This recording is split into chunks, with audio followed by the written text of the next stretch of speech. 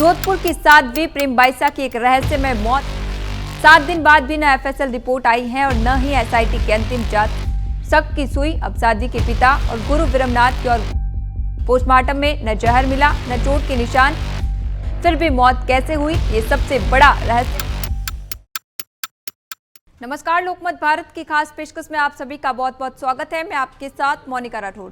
जोधपुर की साध्वी प्रेम बाइसा की एक रहस्यमय मौत अब एक बड़े सवाल में बदल चुकी है।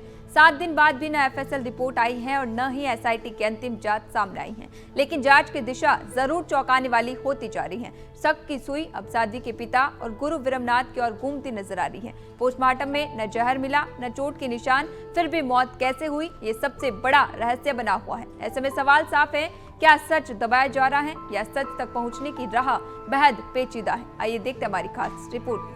जोधपुर के पाल गांव के आरती नगर स्थित आश्रम में साध्वी प्रेम बाइसा की संदिग्ध मौत का मामला लगातार उलझता जा रहा है और 7 दिन से अधिक समय बीतने के बावजूद एफएसएल और एसआईटी की रिपोर्ट का इंतजार किया जा रहा है। पोस्टमार्टम रिपोर्ट में अब तक न तो जहर के कोई सबूत मिले हैं और न ही शरीर पर किसी तरह की चोट के निशान पाए गए हैं, जबकि पुलिस भी स्पष्ट कर चुकी है कि मृतका के शरीर में किसी भी जहरीले पदार्थ के संकेत नहीं मिले हैं।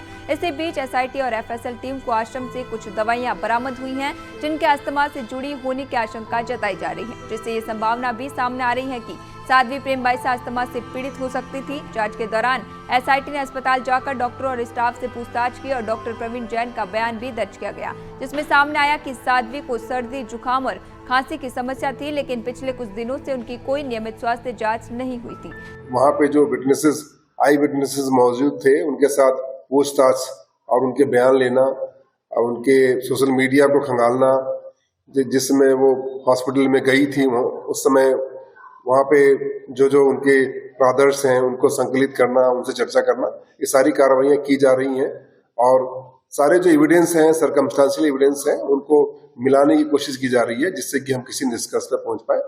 परंतु अंततः निर्णय तभी आ पाएगा जब एफएसएल की रिपोर्ट प्राप्त होगी और जब प्राप्त होगी तब आपको इस संबंध में सूचित किया जाएगा। जानकारी के मुताबिक 28 जनवरी को साध्वी को बेसुध हालत में अस्पताल ले जाया गया था, जहां उस दिन उन्हें कोई चिकित्सकीय उपचार या दवा नहीं दी गई थी। हालांकि अब तक किसी अंतिम निष्कर्ष पर नहीं पहुंचा जा सका है, लेकिन एसआईटी की पड़ताल में सामने आए तथ्यों और बयानों के आधार पर शक की सुई धीरे धीरे साध्वी के पिता और गुरु विरमनाथ की ओर घूमती नजर आ रही है। इस पूरे मामले पर एसआईटी प्रमुख आईपीएस छवि शर्मा ने साफ किया है कि जांच जारी है और एफएसएल रिपोर्ट आने के बाद ही मौत के वास्तविक कारणों का खुलासा हो सकेगा।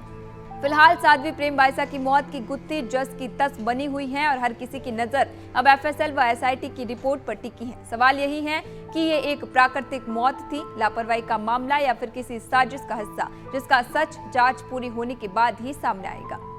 अभी के लिए फिलहाल इतना ही, फिर लौटेंगे एक नए सच के साथ। तब तक के लिए दीजिए इजाजत। नमस्कार।